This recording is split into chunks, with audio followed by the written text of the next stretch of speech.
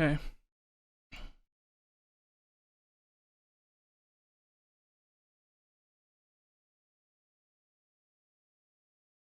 Can you just tell me if you hear audio?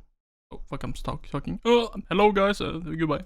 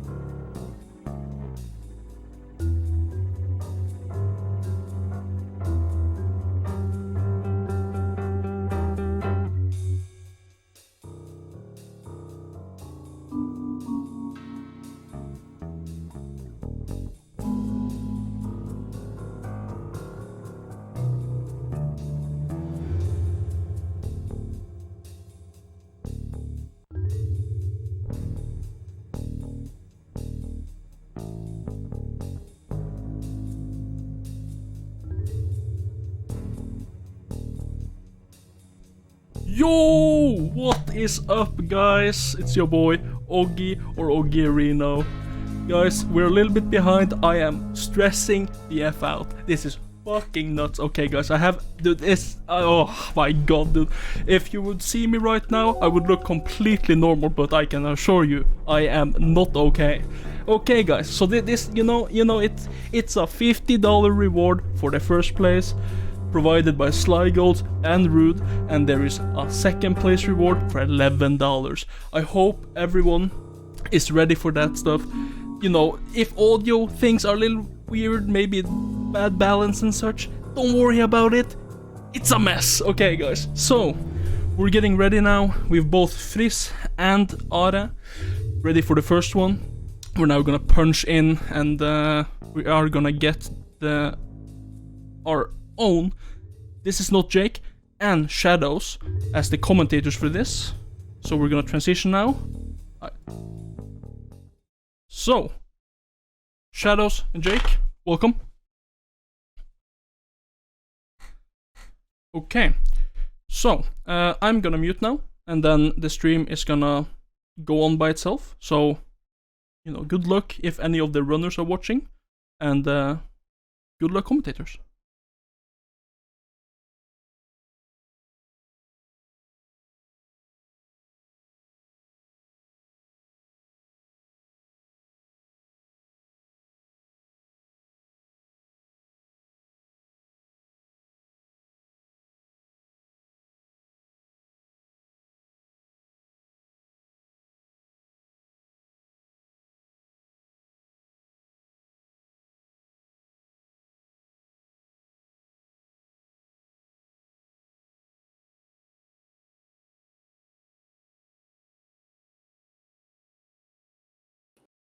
Call in tech support. Are we through? Okay, no problem. Welcome again to the first BronzeComb events with Frizz versus RA. Shadows was just explaining his BronzeComb experience, which is 0. which is why we're the perfect commentators for the event. That's why we're not playing, because if we knew how to play it, we'd be playing it ourselves. Oh, that's actually not true. I have ran this category a few times. I even PB'd today. Let's go me. But the gist of it is very straightforward, very simple, and we're going to have a lot of cutscenes to kind of explain stuff. I don't know when the race is going to start. I'm just stalling. How are you today, Shadows? I'm doing pretty well. I've just finished up a art project that took me like 6 hours across 2 days, so I'm very happy to finally be, Hey. playing Sly with the boys and seeing all the beautiful people in chat. So I think it's going to be a fun day today. Congrats. Well, we are into the category, and for people who aren't familiar, what is BronzeComb? What is this all about? We've got to speed run through Cairo here, and the runners, I believe, have about 10 minutes to get their ideal or good Cairo. The reason why there's time given is because it is possible to void out. There are some very sketchy jumps in the speed run, which would be like a 2-minute time loss and just kind of a huge letdown to anyone who would unfortunately kind of get struck by this. But the speedrunners are going to immediately be breaking out of bounds. Frizz and RA both showing that they're doing pretty good so far. Yeah, and for my lack of speedrun experience with this game, I will always say that people who just try to jump into this game, I feel really underestimate Cairo, because you think, oh, it's like the first 2.5 minutes of the run, but Jake,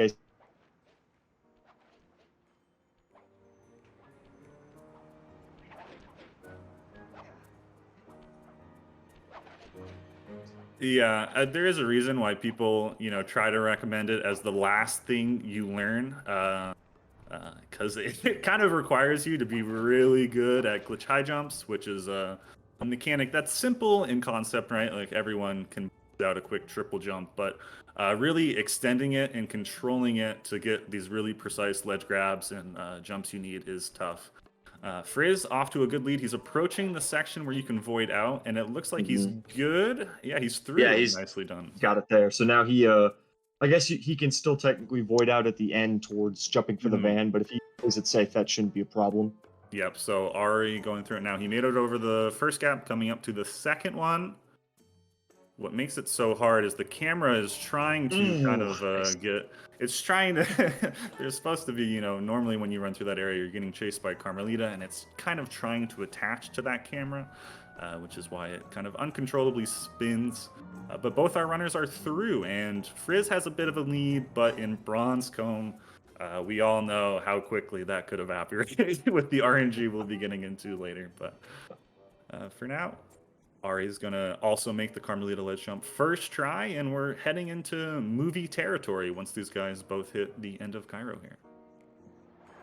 And he didn't void out at the end, sweet. Yeah, I mean, 240 Cairo, though, for Frizz. If I'm not mistaken, I think, what's a good Cairo? Like 230-esque? 240 is pretty solid. ComGold's maybe around like 223, I believe. Sorry, Riley. That's not exactly right. But runners are typically pretty happy with anything around 230 to a low 240, especially in an event like this where you only get one shot. You know, you can't exactly.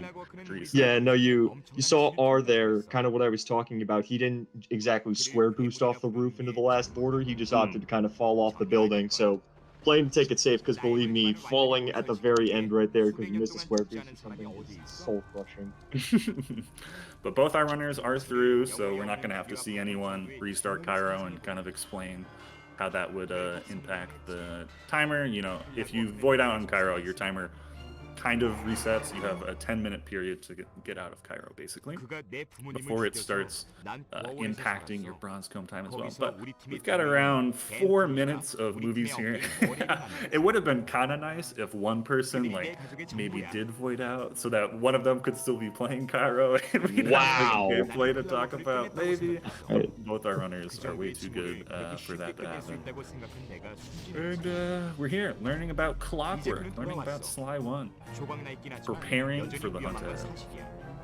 Yeah, this was always I have a funny story behind this cutscene. So as a kid, I never played Sly 1. I only first played Sly 1 in like 2020. Yeah, I know, fake fan, call me whatever. But I feel like that cutscene is just good. You know, it shows you everything you need to with the cool jetpack fight, and there's not really a whole lot to understand. It's just like, hey, you can enjoy the game even if this is your first time, and that's why another reason why I really like Sly 2. Yeah, honestly, it gets kind of scary at the end. The music's pretty intense. Clockwork. The cutscenes in this game are really great. I don't think that's controversial to say. Really, definitely not. No, the cutscenes in this game, like the old comic book style, is still so great, and like the haunting music in this intro of like, oh God, what's gonna happen if this death machine comes back to life that killed my dad? You know, it's like it's a great intro to the game. Now, I was trying to look up RA's Sly 2 history on speedrun.com. I wasn't familiar. You know, if I was a good commentator, I would have done research or preparation and had it on hand. But I did note one thing that we will probably be talking about through the event is that he did not go for the pause strats in the episode select menu there, which I was not watching Frizz. I'm going to assume Frizz did it. So that is a half-second time loss. Those small optimizations have been found where you manually save the game. Frizz also didn't. Well, that's okay. Not a problem. That means we're on even footing here. Everyone's playing it fair. Fair playing field. Let's go. But while we're here, I will inform the chat. Frizz Sly 2 any % PV is at 5 hours and 5 minutes and 40 seconds, recorded 4 months ago. Ooh. Frizz on the up and up, a sneaky guy. You know, you'll see him stream once every 3 months, and then the next thing you know, you look and he's got a huge PB in any %. So we like to see the Frizz improvements in Sly 2.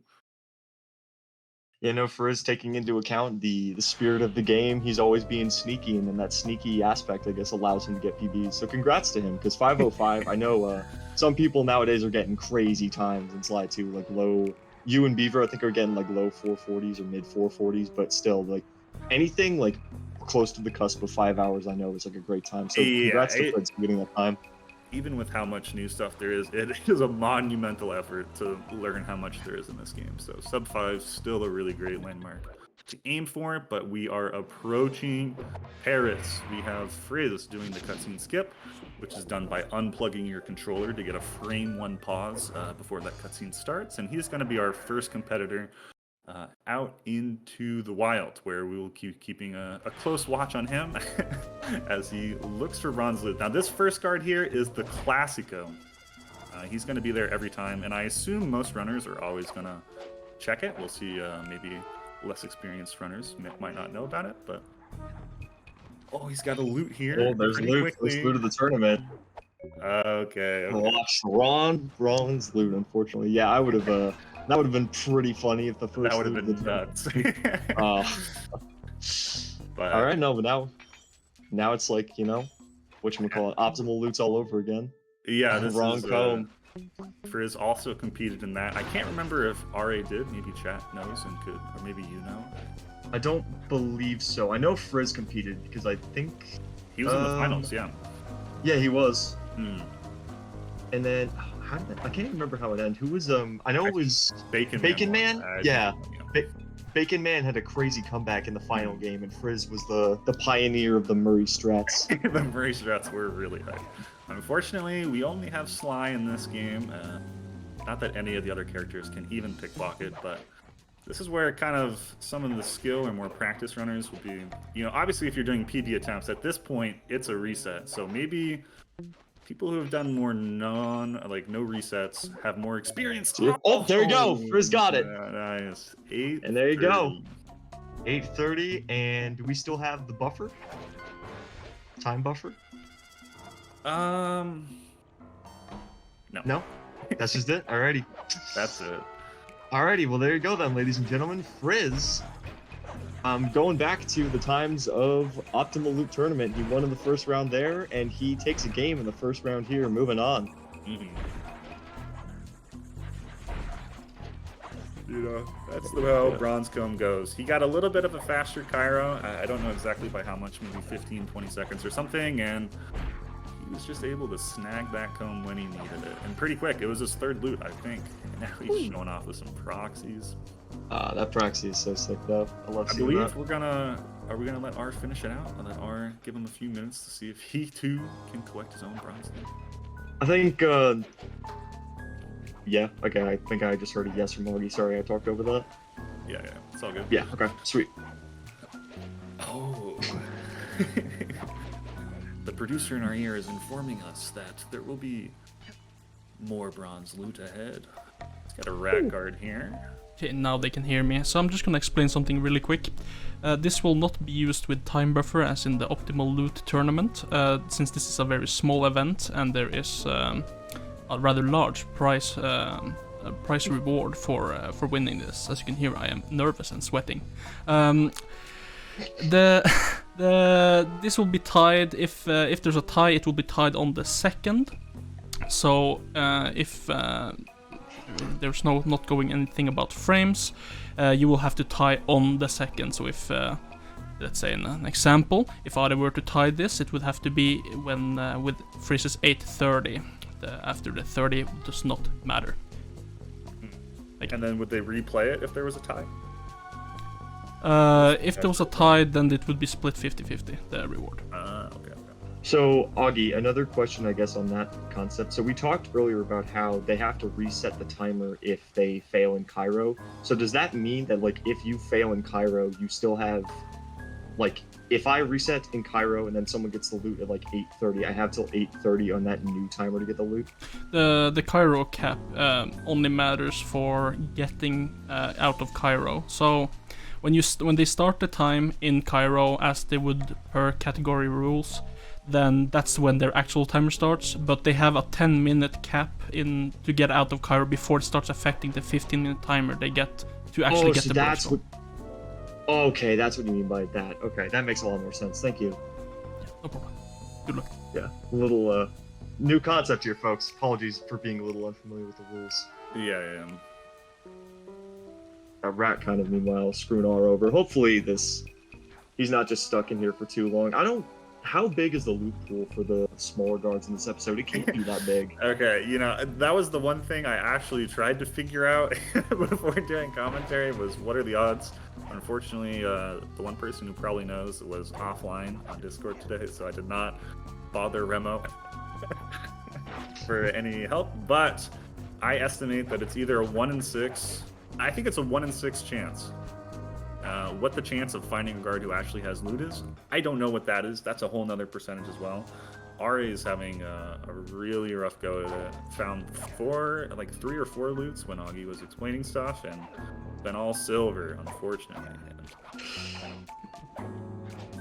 Yeah, because I think you're definitely right though, Jake. Like, obviously I can't fact check that, but it's got to be rings, watches, and the combs, right? That's got to be the pool. Yeah. I think that is the pool. The one thing I wasn't sure of is if you could get a gold comb, a small guard, but I assume you can't. Not in this game. Yeah.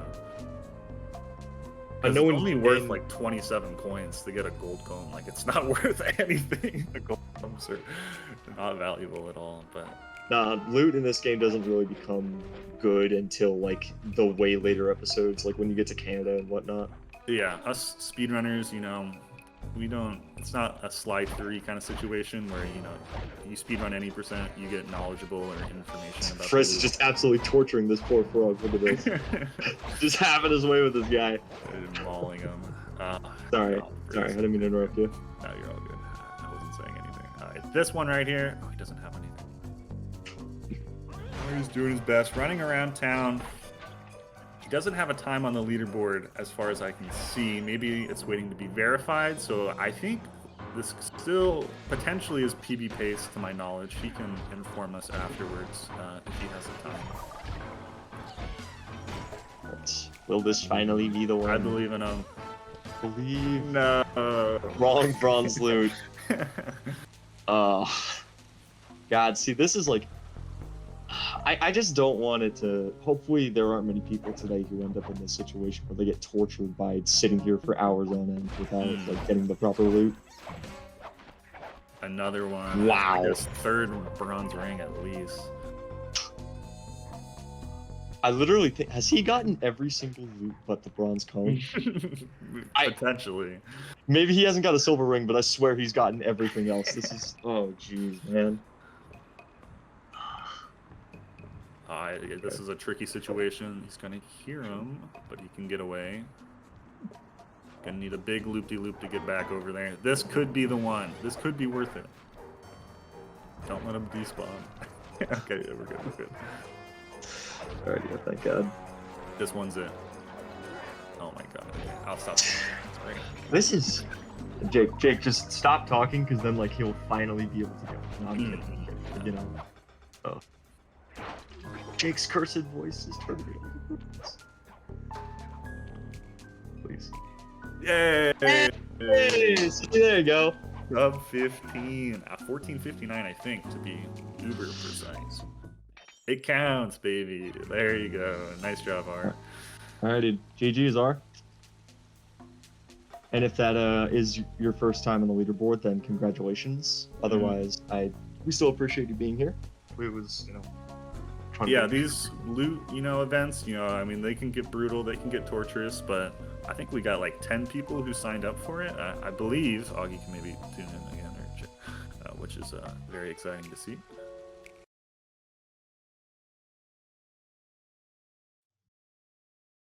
Follow and get notified. Shameless plug. Yeah, so there you go. I don't know if we are able to bring people into the chat room as we have done before. I'm just going to go on to the next people. Mr. Augie, you could probably answer that for the people watching. We'll give Augie a second to set up. Get the new people inbound. Tell us all about our Ronscombe experiences. I'm looking at the leaderboard right now. Just found out. I think I bopped Sonic today. That was hype. That was rough. Yeah. Yes, dude, this is the producer, Fatman. So I'm gonna just say that due to this being a rather small event and the unforeseen possibility that there could be 15 minutes in between each run, they can be prolonged, they can be shortened. We're not gonna have any interviews in the middle of runs. The winner and whoever, if they're available, are absolutely welcome to join when the event ends. But so you guys gonna just have to dry talk in the middle of each event. No problem. All right, dry talking sounds good. I would love to talk to Frizz and RA, but what am I gonna say? Frizz, I'll pretend Frizz. Yeah, I'm really grateful that I got lucky and found it on my third attempt, and now I'm RA. What the hell? This game is stupid. Why did it take me 10 minutes to find it? It was literally like everyone's interview in Optimal Loot. I'm kidding. No, of course not. Like, oh God, in a nutshell. But already though, so Race 2, and I'm seeing something interesting on the left screen here. I assume we got to get the runners' names changed to match the new people we have here. Yes, but I'm seeing what I believe is a PS2, an emulator PS2. What is this? The PAL version of the PS2 at that. My God. Ooh, I never thought I would see the day. I honestly don't even know that screen that's up right now. I don't know if I've ever seen the selection screen. Ooh, we have some exciting competitors here. We just talked about him earlier for the Optimal Loot tournament, and he's returned to another loot-based competition, this time playing at a severe disadvantage. Oh, I mean, it worked out for Bacon Man in the last tournament. You know, he ran on Sly 3, pal, and then he won the whole thing. So you never know. Mm. Yeah. I actually am not familiar as to the specific time loss in this category specifically. Please forgive me. It's Bronze Comb. No one knows any specific details or math or anything, but I assume he's going to be losing around 8 to 10 seconds on the initial cutscene is about what English loses, I think, right? And then the movie afterwards, I assume the movie afterwards is a set time. So that should be fine, but we're into it. And we haven't even talked about who he's racing against, who's another very exciting person to have. Yeah, no, the person, in fact, this is a rematch, I just realized, of the Optimal Loot semifinals. The match I commentated with. Who was I commentating with that day? I think I was, oh God, excuse me, Yamada. I think I was commentating with Yamada that day, but yeah, it was the semifinal match between him and Bacon Man in Optimal Loot, and then Knuutti like tried to run against the clock in episode 5, and Bacon Man ended up with a crazy finish. It was a great time. Hopefully this will be too. Yep. I am seeing that Knuutti does not have a time currently on the Bronze Comb leaderboards. Hopefully that will be changing soon, maybe even today. But Bacon Man does have a 7:59 on PAL PS2. So that's his PB, which is a pretty damn good time considering the console disadvantage. And 30 seconds faster, in fact, than what we just saw Frizz get. So, you know, this don't count him out, man. Like, the disadvantage maybe isn't too strong for him, although the missed square boost lingers. I think Knuutti is a little bit ahead right now, but you know, the RNG, of course, can close the gap or completely just tear it apart anyways. So hopefully it doesn't do too much in the grand scheme of things. I did see a request because of this Finnish showdown for a Terve, which I will say. Terve for our Finnish competitors here. Godspeed. Terve. Knuutti right now kind of looks like he's killing it. He's getting up to the scary gap, though. He's taking some really safe strats here. But he makes the gap no problem, and he's got a huge lead still because he had really been flying and hitting a lot of the jumps and tricks first try in Cairo. But Bacon Man's up to the gaps now. Miso Sina on Sisukas Ihminen, I believe is how you say that. Yeah, person with Sisu. But yeah, no, I'm glad to see that both of us are going through Cairo fine. Bacon Man up to that same jump you're just talking about. Also didn't void out. Haven't had one void out Cairo yet. All good here. Yeah, his camera was super weird. It kind of looked like he was maybe like he was running into the wall. It was probably kind of a premeditated safe strat where he is kind of familiar with how the camera will turn, and he nailed the jump across no problem.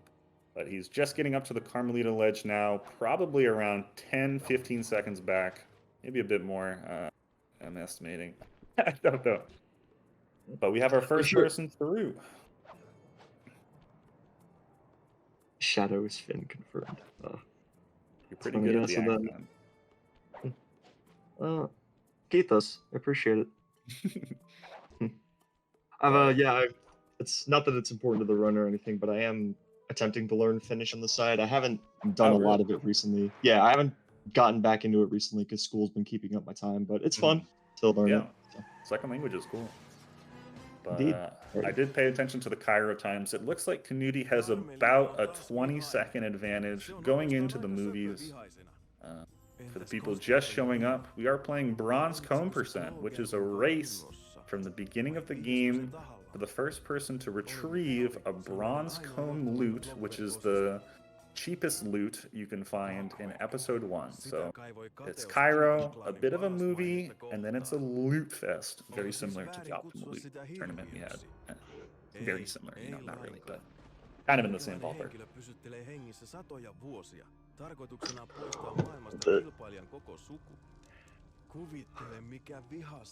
Any differences in the PS2 cutscene we're noticing here? I mean, so far it looks the same. When I speedrun this game all the time, I have to ask myself a million times, like, was it really like this on the PS2? Was this a remaster thing? Is this a PS2 thing? I wish I had the game on PS2 and could play this version more often. But... Oh, you know what? That did actually just remind me of something. So, Jake, have you ever noticed that? Well, I guess you skipped the end of World 1 cutscene, but in Korean, the end of the world cutscene in World 1, they cut out the little scene where the gang is at the casino and like playing cards. Yeah, there's Like, gambling, yeah. Yeah. Do you know why that is, or is it like? I would guess that they're just a bit more strict about it. I don't really know what Korea's like with gambling. Maybe it's banned everywhere. I'm not sure. But if you were watching Knuutti, you did see the first implementation of the save technique. I assume PS2 will do it as well, but it is faster to save the game manually yourself quickly rather than wait for the game to autosave, at least on PS3. I don't know about PS2. He did not opt to do it. It's only half a second. It's just something interesting to talk about and keep an eye out for as we watch this 4-minute long cutscene. No, it does make me wish that worked on PS2, because depending on the PS2, I remember sometimes that little clicking the square button and autosave could take a minute to load. So I honestly think that would still be a worthwhile optimization if he could do it, but I guess he can't. Yeah. But we're learning about Dimitri, the head honcho of episode 1. Kind of a cool guy. A lot of people's favorite villain in the whole series. I mean, how's he rate up for you? Villain-wise, so he's not like evil down the line. So if you want to talk about him as like a pure villain, I personally think Contessa is the best villain in the entire series, not named Clockwork, just because of how menacing she is. But in terms of like, you know, just the character, yeah, Dimitri is pretty goated. It's pretty impossible to find someone more awesome than he is. Gotcha. And thank you, James, for the confirmation. I figured it was something like that. Where gambling is officially banned in Korea. It's not allowed. Interesting. Coming in. I will take this moment to celebrate Knuutti for, I think, being not the most recent, but one of the most recent people to hit the sub 5 club in Sly 2 any percent. We'll see if that any percent skill can help him out as he is about to enter the battle right here for the comb. So I mean, hey, it'll help him be more optimized when he jumps past that tree out of the safe house. You know, you never know. The little tiny stuff like that adds up. Yeah, his line work. He's really good at running straight lines. Yeah, he's out. He's looking. The first guard, someone's gonna get it right here, right now. The frog. We gotta have it at one point, you know. Oh my god, bro. Oh my god. That just feels bad, man. That is a really good time. Holy moly. I would like to see Baconman still finish it out, still give it his attempt, but that is going to get not only Knuutti a bronze comb, it's going to give him a bronze medal on the speedrun.com leaderboard, as that is the 3rd best time this category's ever seen, which is what I was hoping to see today, some improvements on the leaderboard. No, yeah, big congrats to Knuutti. I guess I knew that the world record was hovering around like early 6 or maybe this, but yeah, congrats to him. Baconman unfortunately getting the wrong kind of comb. That would have been hysterical if they both got the bronze comb on the first loot. Yeah. That guard is the one you dream of. That's the one you want to have it, because he is there every time, very consistently, and if it's not him, you kind of end up down here, and then you have to kind of get guards to despawn that didn't have loot and spawn new ones on your way back. It honestly gets kind of hard to... You can get 2 or 3 guards to check down this path, but once you're down here, getting new fresh guards to look at is kind of difficult, kind of a challenge. I think Knuutti, meanwhile, is he like running through his 100% route? Is this what you guys do for Hundo, or am I completely off point? Maybe it's the all vaults with cheat Ghost's route or something. I don't know. Oh, maybe. It No, does that look might like, be it. like he's getting the bottles. I do not know if Knuutti's actually ran that, but it's something I think is fun to do. Is just see how fast you can run around and collect all the bottles in the episode. So maybe Knuutti also enjoys that. Well, yeah, no, I think it's definitely something to just be fun. Like when I was a kid, I remember the first thing I do before I go to any missions is just like, all right, let me go around and find every single bottle in this world and see how fast I can do it. It's definitely fun to do. Yeah. And this is the second pair of runners we've had. Answering Nave's question, which someone already answered, but the commentator will officially answer as well, because I don't have anything else to talk about. Knuutti's halfway there. He's got 15 bottles. So Jake, you said I guess since you said you have nothing to talk about, you said you have not run this category, or you do have a good time for this category. Oh, there you go.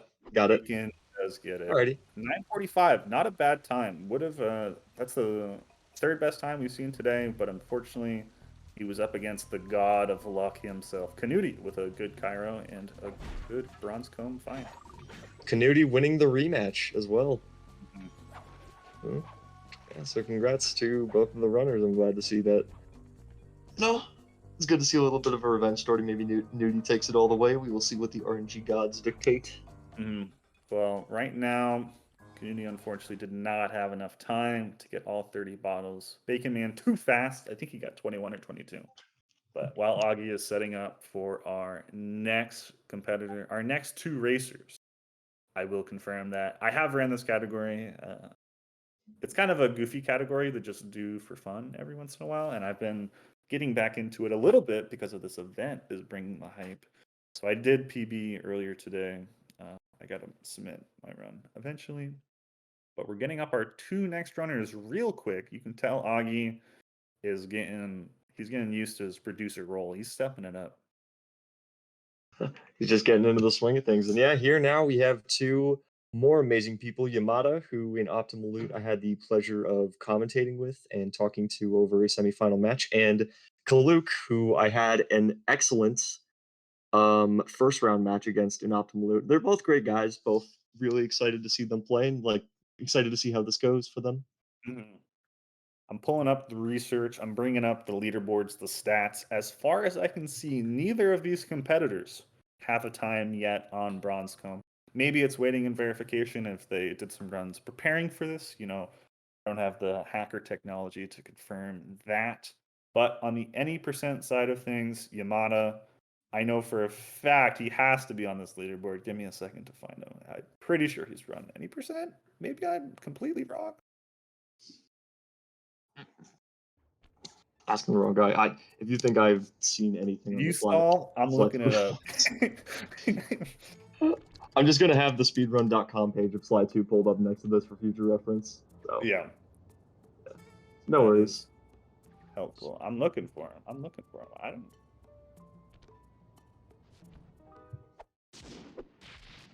Oh, of course, yeah. My page defaults to the Sly 4 leaderboard, so I have Run to look in it up. Swedish. Thank goodness we have Misu here to help out, because I would not be smart enough to distinguish the Swedish language itself. But Yamada, going for the style points, going for the swag, bringing up Swedish for his run today, up against Korean, it looks like, for Kelluke here. Indeed. You know, funny thing, I think I'm not gonna brag that I know like all the Nordic languages, but I think because of my time with Sly 4 episode 1, I think maybe if someone hadn't said anything, I could have recognized that was Swedish, because I know like Knappen, I recognized Bentley saying that in one line, and then spell it's like start, I think. So yeah, that would make sense. You know. Oh my god, I know 2 words. I'm like fluent in the language, guys. Nah, definitely not. But all my Sly 2 Korean, the only thing it's taught me is how to. It's taught me literally nothing thinking about it. It's taught me that there's one point in the game where he says queso, and where John Bassan says queso, queso, queso, queso. It's not what he's actually saying, but it's just what I hear. And there's one part in the game where Bentley says cheese, and those are my 2 favorite lines to hear when playing. Gotta get some sound alerts on the channel, Jake.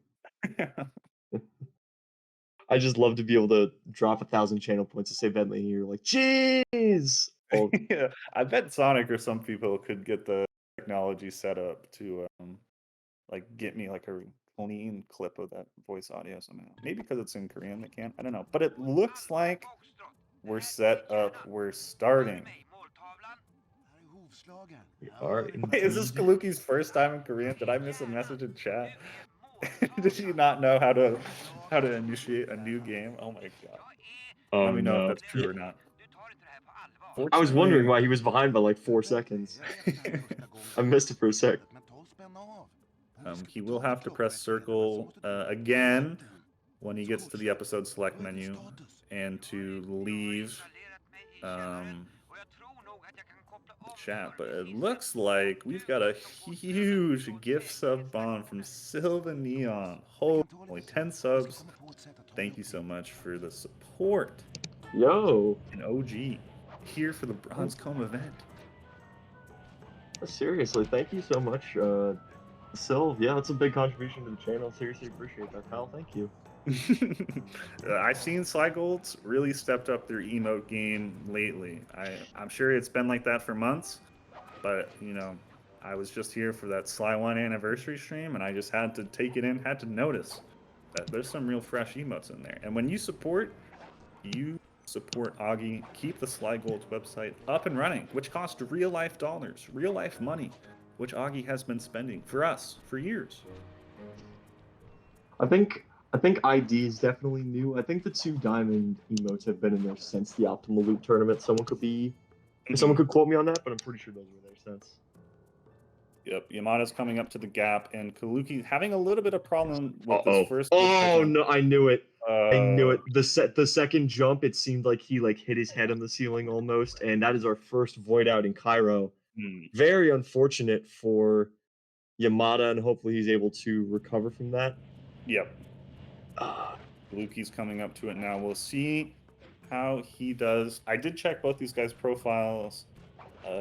Yamada, I'm sure, is experienced with Sly 2. He's looking pretty good at Cairo, but has only submitted Sly 1 runs, at least in full game categories. He has done episode 1. And he voids out! Oh my god. Oh boy, so we basically just have a factory reset on our hands here, folks. But now Kelluke is the one who's significantly behind. We need somebody to make this gap. Getting a little stuck on the quad. Oh no, he has to watch the cutscene again. He forgot to save the file. Oh god. Well, he's in Korean. God. That's okay. He'll be through this quick. No problem. That's not a problem. Oh my god. You know, when I mess up quad jump, I too refuse to move on. I think Yamada like nailed it on his first run, having a little bit of problems, but gets it now. He's up and going.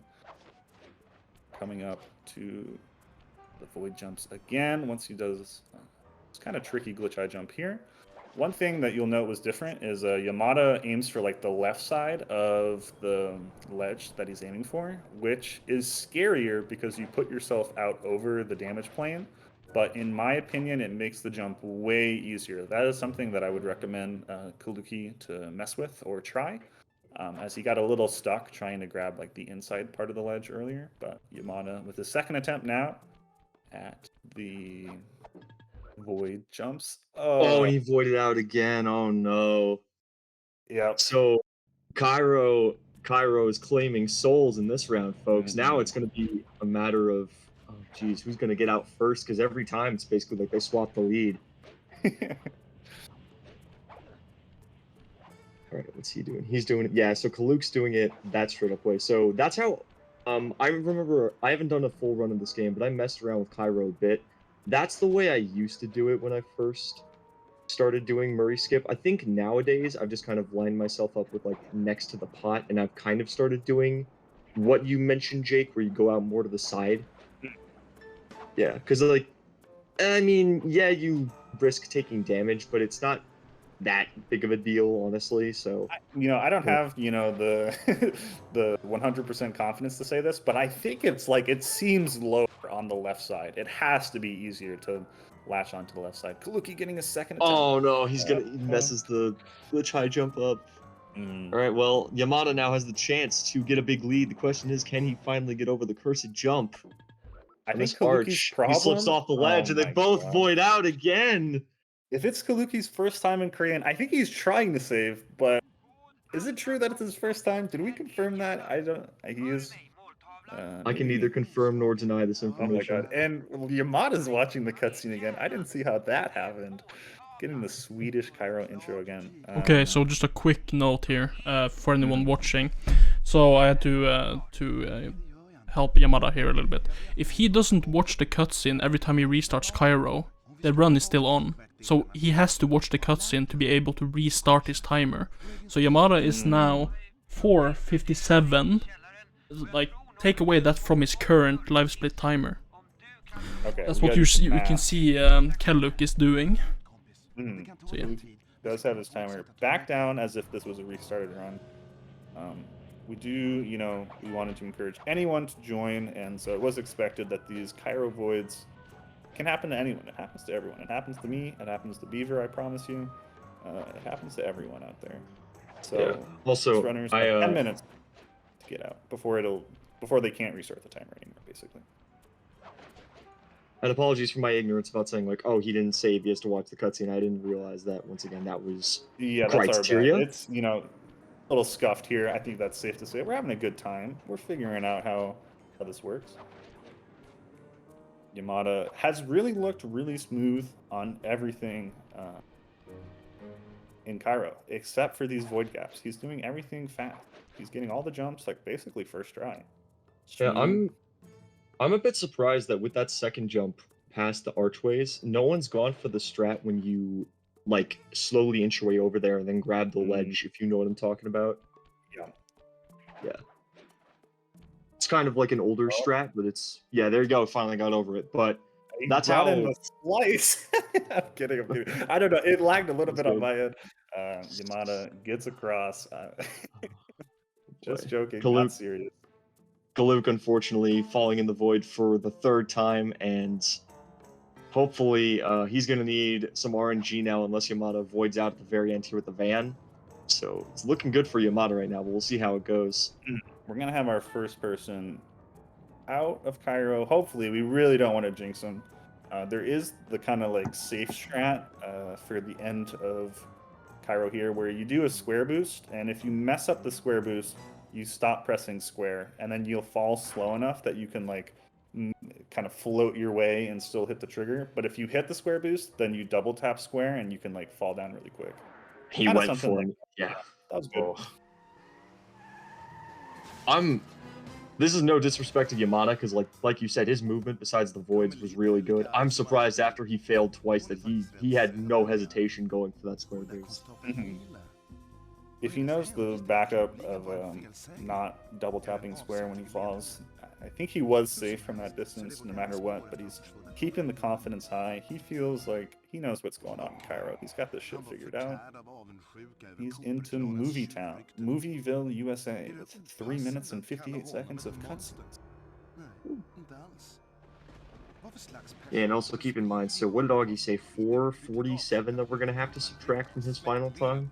I thought it was 457, but you just said that number, and now I don't. 57? Okay. Okay. 457. Whatever bronze comb time he gets, we'll have our finest mathematicians on the case, ready to subtract that. Kelluke now coming up to the void skips. I know Kaluki's got this locked. He just needs a good glitch high jump here to get over this first one. That looks good. Got that. All right. Now, are we going to see him grab the ledge, or is he still going to go for it? I think he's trying to. Oh my God, that was the closest attempt. Yeah, I think for him, that was so close. Definitely. He's getting there, you know? I mean, like I said, he's going to need some RNG now, but if he's going to get it eventually if this keeps up, you know? He's getting close. His 10-minute Cairo timer has to kind of be close to getting up. So these Cairo voids are going to soon not like be able, they're going to count towards his real time. He can't reset in Cairo all day.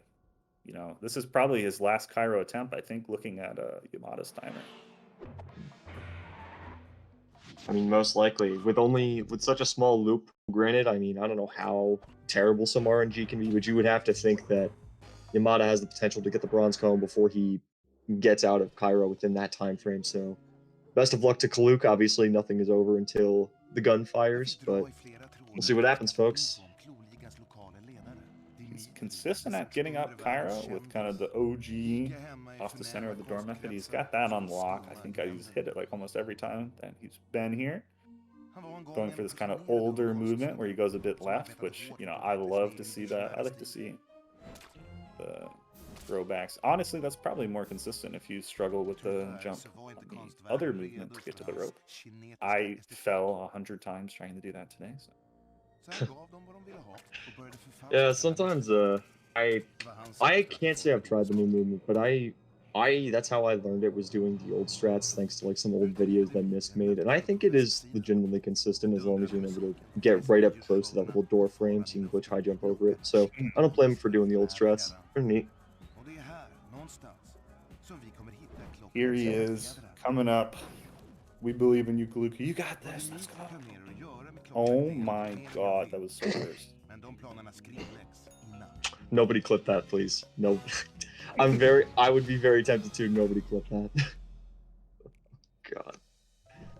This time he is going for the save load, so he knows that this is the real deal now. It's got to make it happen. And bronze comb, you know, Yamada could be looking for loot for 12 years for all we know. He could never find it. So Kelluke has to keep going, keep the timer rolling, and get across these gaps. I mean, you never know. For anyone who remembers, again, Optimal Loot last year, we did have a situation similar to this where Rude was in episode 5 and Slink was like 2 episodes behind. And then Rude ended up spending like 12 minutes, I think it was, in episode 5, which was considered to be the easiest one to get loot and didn't find it. So you never know. Like, cards will fall where they may. Kelluke's getting consistent at the Murray skiff as well. He went from struggling with it to he's hit it first try. I think the last 3 attempts, he's got the rhythm for that jump figured out really nicely. But I think it's time for our Banaki comb strats. That was hype. Oh, I missed it. I looked away for like 2 seconds and I missed it. Sad. Just a little bit of a accidental Banaki comb, but we do have Yamada looking. Oh, he gets busted by the frog. Guards who are, you know, investigating sounds are very twitchy. They kind of just jump around and look randomly, as Kelluke unfortunately does take another fall. It does look like Yamada has lost the frog with the loot that he had. We have a missing frog. If anyone has seen him, please report him to twitch.tv. What you doing under the car? What's wrong? I don't know. I just imagine the little frog guard is like the bronze comb is something Eggman needs to comb like the last bit of his hair that he has, and so that's why he's looking for the frog. Oh god. Sorry. I'm sorry for the random Sonic reference. That kind of came out of nowhere. But you know, hopefully the frog's not lost. I never made it far enough in Sonic Adventure to play as Big the Cat, unfortunately, so I can't back you up. I don't know any quotes to help you out. Hey, it's a decent game, you know. They got some good lines in there, but some of the cutscenes are just like, what? Yeah. Oh, and there you go.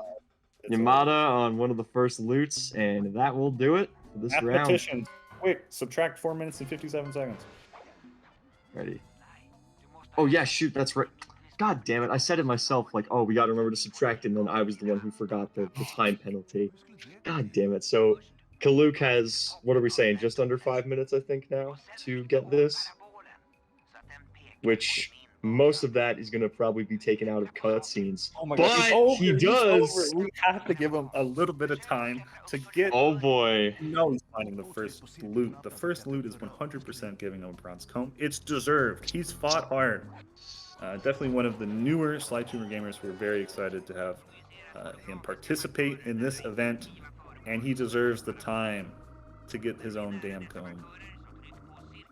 He does. I'm seeing 827 in chat for the threshold. I don't know if anyone can confirm or deny that, but for now, that's what we're gonna go with. Sounds pretty close. Yeah, sounds smart. Making it one of the best times today, honestly. Besides, you know, Cairo. He's manipulating the RNG, of course. But getting the Okay, second best, that's pretty good. So Jake, here's the real question. Pop quiz. How long is the cutscene to get out of Cairo, and how long is the intro to World 1 cutscene combined? This split is 3 minutes and 58 seconds if you do the half-second time save. In the episode select menu. If it's different on SlyGolds, that just means I suck at it. But it has to be 3 minutes and 58 seconds. Let's check SlyGolds. SlyGolds.com, the website where you too can see community best times in any split. The start episode 1 split on SlyGolds.com is actually 3:59.4. I wonder if that was ever updated when the half-second time was found. Maybe it is, and it's different because I split weirdly. I just figured it out. I split weirdly in Cairo. I split when the screen goes entirely black, not when other people split. Wait, would that make it... Yeah, which would add time to the start episode split. It's my fault. My own weird splitting got me off balance here. I think it's pretty close to up to date. I just love how Yamada now is like, he's actually just playing the game. He started an 90% attempt, everyone. That was just like the beginning, and now he's actually going to go get world records somehow, despite having like... For the winners, we've seen 2 different approaches. We've seen the Frizz mess around, proxy, spin around, stall time. We've seen the Knuutti attempt to get all 30 bottles and come quite close. Yamada showing the 3rd technique here of playing the game. Not getting the table clip, unfortunately, but we love this Murray cutscene all the same. Dude. It's the double jump tutorial, you know? It's very good. And then wait till we see... you know what? That would be funny if you could somehow, like, interact with Murray. So it's like, okay, Sly, here's how you double jump. And then you pull out a glitch high jump, and his jaw just hits the floor. Like, I don't...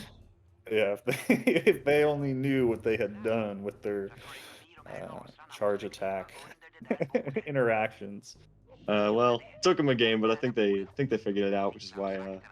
yeah, I wonder if they did know. I don't know if the changes to Sly 3's kind of like spin attacks and stuff were a result of them knowing, or if it's just a consequence of them wanting to add other moves like the jump attack and the push attack as well. I don't know. Any devs in chat? Pull Kevin Miller in here, maybe he knows, you know? I mean, I honestly wouldn't be surprised if there was a coder who looked back at the Sly 2 code and then was like, oh, wait, here's a mistake I made, but at the same time, I like your point where with all the different moves, it would be better to have that all universally on one button. That's what I'd say. And then meanwhile, unfortunately, sorry, we got caught up talking there, but if 8:27 was the threshold, then yeah, the race is now officially over, which is what I was fearing, is that Kelluke didn't have the time to get the threshold, but hopefully he'll still be able to get the comb within a reasonable time frame. Coming up to the end of the cutscene here, he'll be ready to get his own search on, and I believe he'll have at least 5 minutes or so to look around. Get his own special bronze comb. It's a one-day event. It's not... We might, you know, we can't spend all day. We don't want Augie up at 6 in the morning running this stream, but... I mean, quite frankly, if any... No offense to anyone, but like, well, this isn't even no offense because it's just the RNG, but if any one of these runs takes more than like 15, 20 minutes, I think that would be absolutely devastating in terms of like RNG. Like, I hope we don't see that. Really.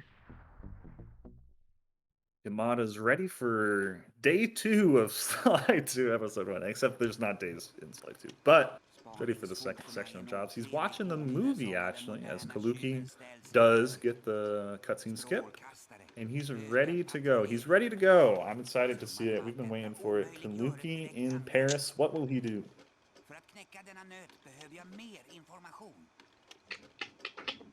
He's going to find a bronze comb. That's what he's going to do. Of course, that's the whole mission. That's the whole point of this event. He's going in the city. In the City of Love, he's going to find his OTP in the bronze comb. Destined to be together. First 3 guards, no good. Complete chumps. They don't have any hall passes. Looking at this grog, he doesn't look good either. That guy doesn't have one either. Jeez. That's round 5 guards so far, I think, right? With no dice, no luck. Tough stuff. So very uncool. Frog on the right didn't have one. All right. There you go. We have. Finally got one. Come on, baby. Silver ring. I mean, hey, no, see, okay, he's going on a shopping trip, you know. If the bronze comb is his love, he had to get the engagement ring for his bronze comb. Then when he finds it, he can just pop the question right away, you know? Okay. This man's on a mission, I'm telling you, folks. It's all good. This guy have loot? I think this person has. I think he does, yeah. Getting the silver tees, that's messed up. We wanted a bronze one. It's his goddamn birthday. I'm getting the wrong birthday gift. Hello. Worst birthday gift ever. Going around by the water tower. Is he gonna? He's code. Okay, this could be a strat. Oh. I was gonna say. Wait a minute. And no, he's fine. He's fine. He has another save file, I think. Did he load the wrong save? Wait, what just happened? Does he have a save? He must have saved. Oh, I think he's pressing X instead of circle, maybe? I'm trying to think of what happened. There's no way he... Wait, did he... Oh, no, wait, did he reload code to get back to the start out of Cairo? Because I think he might be able to exit to the episode menu if he can do that. I've noticed this before. Like, if you do the reload code or you do some cheat codes on the main menu, then, like, when you go back into the game, sometimes it'll just put you back in Cairo for no reason, but it won't make you watch the cutscene. When do you get your first save in episode 1? You really don't get it for leaving the safe house? I thought you got the save before you even entered episode 1. At least, like, I thought that's how it was. You get a save in the episode menu. So what happened here is, Knuutti and Nave are kind of explaining, is that if your last save is in the episode menu and you skipped Cairo and then you load the file, you'll go back to Cairo, is what happens. I do not know when you get your first episode 1 specific save. I'm sure someone will inform us in the chat. Probably not. By that logic, it's probably not until after you either watch the cutscene on top of the safe house or you complete whatchamacallit, satellite sabotage. Yeah, well, we're getting confirmation. The first save is after satellite, which is really unfortunate. Kelluke trying to do load strats, and we all learned something new. But thank you so much to Kelluke for participating. We hope to see more Sly 2 of you soon. I want to see you on the Bronzecomb leaderboard in 1 week. 1 week, okay? I'll check. I won't forget. I'll be there. He's gonna set a reminder for himself a week in advance, and then when it goes off, he'll be like, all right, time to see if he did it. But yeah, great race to both our guys. No, absolutely. Hopefully, Kelluke, I'm sorry that it was a very rough time, but that's what we were talking about. Like, you know, Cairo kills. Very unfortunate, but hopefully, I doubt this will be the last sort of loot-based tournament that we have. So I hope that he continues to participate in these in the future and that he continues to have fun with them. Mm-hmm. We have Augie behind the scenes working quickly. Everyone watching, we're gonna do a slight intermission due to there being some mix-up in the rules. Might not have been all too, what can I say, too precise on them. So I'm just gonna mute myself on the stream and I'm gonna update the commentators so they know.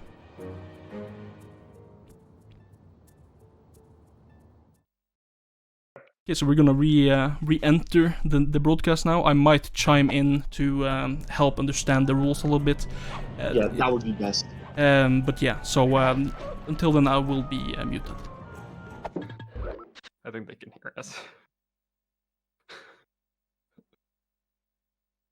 All right, and I think we are back now, folks. This is the first time I've had slight delay. We were getting an iteration of the rules. We had a small mix-up because of all the void outs in terms of like what was going to happen. I think it's best if Augie explains it himself. Jake and I are a little shaky about it, so chances are he'll pop in at some point later to try and explain it to a lot of you better. But in the meantime, with us now we have two other amazing runners, JXM and SlyGolds, one of which has some amazing emotes, one of which makes some amazing emotes. And I think these are both great guys, and I'm really excited to see both these guys run. Is it any do these guys have times on the leaderboard for this? Do you know, Jake? Your trusted statistician, Sly2 enthusiast, leaderboard checker professional is running the stats right now. And I'm seeing JXM 3 months ago with a PB and Sly2 any percent playing on PAL PS2 disc like an absolute Chad, getting a 6 hour and 39-minute time. And I know SlyGolds has been seen streaming attempts as well. I'm not sure if their time's on the leaderboard as well, but it's kind of a similar time. We have two pretty closely matched competitors, I think, here. JXM, again, looks like they're playing on PS2 disc. I'm gonna guess finish. You're the professional in this category. Finish? Oh, for the left side? Yeah. Ein van and yeah, that's finish. It's finish. I saw a Giga Chad from Knuutti, so I'm gonna go ahead and agree that finish is what we're seeing. JXM running, but the thing about bronze cone percent is no one cares about your any percent time. It's all about how quickly can you schmoove out of this Cairo, and that's it. And that's why SlyGolds getting out a little bit earlier and making no problem with the first wall, and is up and is out. JXM doing we'll call the Gnisti tutorial strats, what I first learned for Cairo as well, using the center of the door to get up, and is also up just as quick, and is on the hunt to make up the lost time. And that was nice of him right there to not panic when he fell through the ceiling. Like, most of the time, I feel like some newer players will just be like, oh crap, what do I do now? Do I have a way to get back up? But he knew where to jump back out to get immediately on the pillar, so good on him. Strava, though, is... Yeah, both of them honestly moving pretty quick. Yeah, both runners opted to not do any rope skip of any kind. The rope skips are very cool, but they really don't save that much. So I really respect beginner runners just running the ropes. It's really not that bad. Strava coming up to the gap, though, the really important one. Taking it slow, gets the camera. Doing the safe strat, and he gets it. Safe. You love to see that. I'm surprised that he just opted to instead stand on the ledge instead of ledge grabbing, because normally I feel like if you just tiptoe your way there, it's very easy to slip off. But good on him. He knew where he was, got it. Jay, unfortunately, I think he voided out, so he's got to redo this again. Yep, and as we have learned, there is no penalty yet for doing this. Eventually, once the certain time threshold is hit, there will be a penalty, but we don't want to severely punish people for, falling in Cairo. It can happen to everyone. So JXM is going to look a bit behind, but if they get a good Cairo going now, they still have a chance to win. And just to specify, the penalty Jake is mentioning does not actually affect their bronze cone percent time. It only affects the time they have to actually get the bronze cone before I will stop them. There you go. Thank you, Augie. The all-knowing. Ostrava is out, and people in chat have been mentioning we have our first English runner playing in the classic North American English dub that everyone knows and likes so much. Shout out to Kevin Miller. That guy's pretty cool. Still doing streams, still hanging out. Still popping up in SlyGolds streams. Kind of a cool guy. He could be here right now. We would never know. No. Not at all. What kind of person stays alive? He's just scared of running into all the fans in chat. He doesn't want to destroy chat with his presence. Gotta keep it professional for the race, of course. Yeah, keep it a little low-key, JXM kind of got into a weird spot. I have never seen anyone land down there before. That was crazy, but it looks like they knew back up to get back up high. And they're right back in it. Back to the ropes. Honestly, I haven't seen normal ropes in so long. This is so cool. These ropes are sick. It's very cinematic, very narrow. It's cool. Yeah, no, there are some points in this game like that where it's more so towards the center, but some of the camera shots, just like when you're sneaking around places, can be very, very good and like very. It just gives you an idea of like what they were going for and what they wanted you to see. I think it's really well done. Yeah, super cinematic. You can tell like movies were big inspiration or just stuff looking cool. And they're also going for the kind of inside ledge grab on Murray Skip, and they nailed it first try. Coming up to their second attempt. Oh my god. Wait, did that just break for fun? Yeah, why did that just break? I think you can actually do that. Like it's just did he hit it? Yeah, I think he might have hit it with his cane. He was so far away. What is the hitbox on that thing? That was insane. I know you can break it open yourself. I thought it opened up. Oh, another Jay unfortunately voting out. But yeah, with that, like they never intend for the player to get over there, you know? So it's probably way bigger than you think it is. Yeah. Yeah. Because with that cutscene, they just figure like, oh, they just need it to look like the pot is going to be in front of it, and then boom, it's dead. So. Yeah. Jackson looking good through Kyle, but glitch high jumps, a little extension on them would help a lot. They're honestly, there's learning glitch high jumps, which is like you can do them, and then there's kind of mastering or feeling really comfortable in their usage to the fullest extent. A lot of jumps in this game need every bit of height you can get from all three jumps. This one doesn't exactly need that, but it only helps, especially when you're scared about running off the ledge too early if you started too late.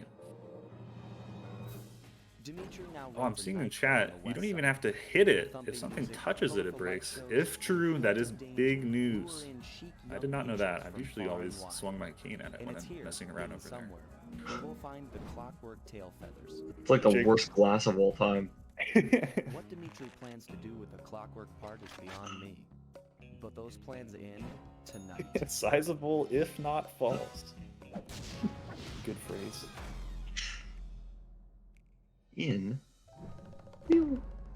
But it does look like Sly Ostrava is almost done with the cutscenes. We get the little intro. I think there's maybe like 15 or 20 seconds before he'll exit the safe house.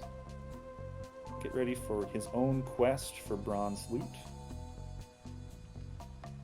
And I think Jay is going over to do casual strats. Yep, it looks like that. They had nailed it around, I saw them nail it the first 2 attempts, but just struggling with it a little bit. If your glitch high jumps are a little off, it is pretty precise. Ostrava, meanwhile, also not doing the cutscene skip. Yeah, Ostrava either missing it or not attempting it, potentially for swag. Who's to say? I accidentally did this on my own stream today. I was waiting for SlyGolds to start, so maybe Sly Ostrava trying to use my own techniques to gain favor with the commentators, and we'll see how this plays out, That's a really funny message, by the way, Nave. It's like, I don't know if you see that in chat. Yeah, well, I turned and I saw a paragraph, and I was like, oh my god. I like the theory, though. Hey, that's just a theory, okay. Alright. Well, though, so... I don't think... Yeah, Ostrava looking around, still no guys with loot. Using the roof to avoid combat. Getting caught by guards always feels really bad in this category. Trying to get as many guards as possible to spawn below. Their timer's gone red, which I think means that their PB is better than this already. Let's check the leaderboard. I thought I checked. Oh, my leaderboard. I have it up here.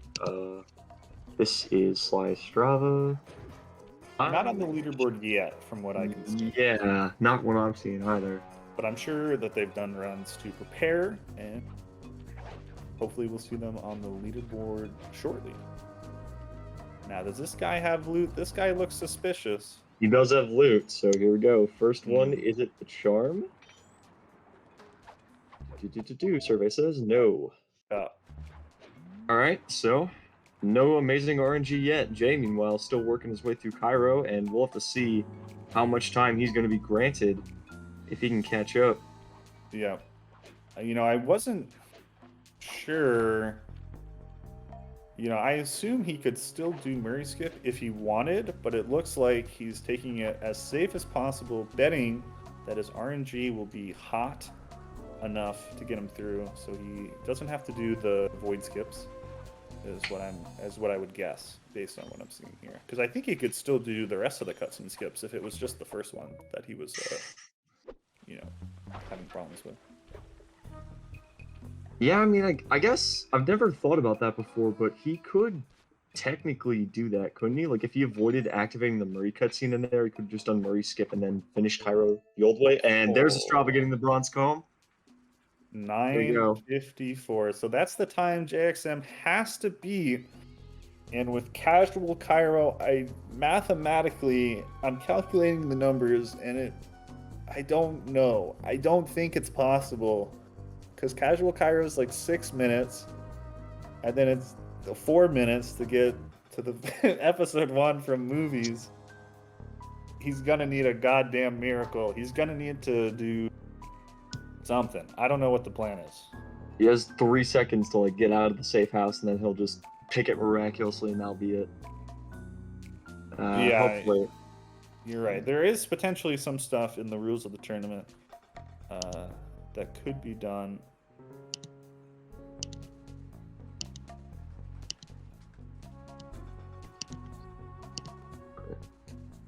I mean, we'll have to see. With how many times he's voided out, this is the problem though. Like with Cairo, if you are not, you can get good at a lot of the other parts, but just falling into the void is so punishing, especially when you can't afford to make a mistake and just reset the run. So in a race setting like this, it can just be very unfortunate to see someone miss. And it's mentally draining. I'm sure everyone in this tournament, felt good at Cairo. You sign up for this, you're like, yeah, I can do Cairo. I've done Cairo a lot. But you get on stream, you have one shot, one chance, it goes wrong once, and then all of a sudden, maybe the pressure is way higher, or it's feeling way sketchier than it had been. And then, get stuck. Oh, we're getting Finnish Carmelita. Oh. Never before heard from me, and probably Shadows, because we're Daytona. But I'm liking it. Sanon vain, että maailmassa on muitakin rikollisia kuin... Sly Cooper, perään! Perään! I think Finnish Carmelita sounds good. Neela maybe. Yeah. I wonder if it's just okay, Finnish people, let me know. Oh my god, yes. Is it one voice actor for both the cop ladies, or did Finnish splurge on 2 individual ladies actually for both Neela and Carmelita? Inform me in the chat. Yeah, because yeah, they did that for English voice actors, right? They had the same chick do both Neela and Carmelita. Yeah, it's honestly, before I joined the speedrunning community, I would have never guessed. I was too much of a kid idiot to notice the difference or notice the similarity, I guess I mean. But it is true that it was all done by one, who I think I remember is the voice actor Zero Suit Samus from Smash Brothers. But the girl who's voicing Carmelita, really? Yeah, I think that's true. I could be getting it mixed up with something else. I mean, I never would have thought that because I barely heard her voice lines at all. But that's honestly, that's cool. In Smash, I don't think there's that much voice lines. That just makes the action noises or something. I don't know. Everyone either screaming in success or groaning after getting smacked in the face 100,000 times. There's no in between. And I am seeing confirmed in chat from Alako, thank you, that the voice actor for Finnish Carmen and Neela are the same. Very interesting. Interesting. I wonder if that's seriously just how it went, or if they saw that in the translation. Oh, hey, you know what? Let's also use the same people. Part of it is probably you save money, but maybe they were like, oh, English did it, we'll do it too. Fuck it. Hey, they didn't spend money for 2 voice actresses. Let's not do the same, I mean, I don't know. I think more likely than not, she just happened to also be in the same role. So good for her that she's able to, I guess, kind of change her voice up like that. I wonder though what that room looked like when like the lady was told to do her own version of Neela's weird ass accent, and then how do you translate that into Finnish? I don't know. We only heard Neela talk for like 3 seconds. I didn't really get to take it in. We'll have to let the Finnish experts let us know how good of a job is Finnish Neela's fake British accent. I don't know. Not Neela. It's Neela. Oh. Strada, meanwhile, on the right, he nearly got the table clip, but he kind of I kind of blinked and blacked out, and I didn't see exactly what happened, but it looked like he went a little bit too far. And the way table clip works is that if you're, say you fly up in the air, right, you go really high, as you get around 70% back down to the ground, the game will check where you are, and if you're in a wall and you're not pressing any buttons, it'll warp you back to where you started, which is what just happened to Ostrava. But if you're pressing square, if you're swinging your cane, that will not happen. So I don't think he was going to land in a good spot. Like, I think he was going to land in a really bad spot. So intentionally, it was done on purpose to make sure he didn't soft lock like too far ahead, basically. But a little random info dump we'll share here as JXM is going through the movies. That yeah, square. Yeah. See what I mean though? Like with that little thing, I guess. So if you do Cairo skip, that little prompt doesn't show up. And then you have to wait until satellite sabotage to get the save? Yeah, that is what I believe was confirmed in chat. Well, no, okay, wait, I think I misunderstood you. I think it doesn't matter if you, well, no, maybe you were right. If you do Cairo skip, that save shows up in the episode menu.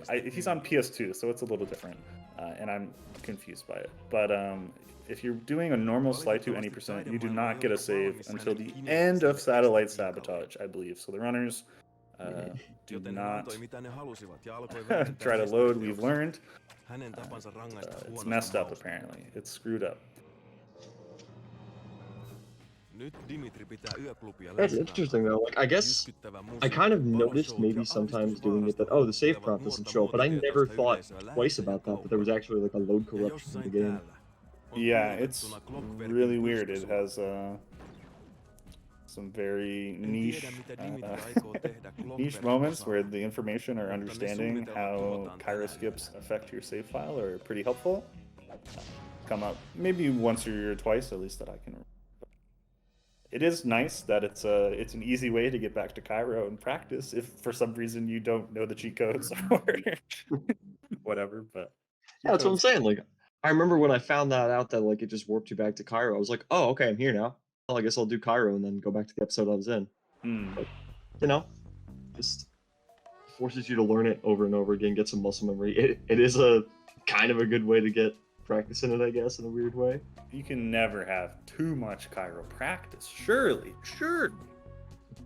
Maybe there's such a thing. It's only like 2 minutes long, and it's a 5-hour game, and you got to practice a million things in it. But it is good to practice still. But we have JXM in the safe house on the goddamn hunt.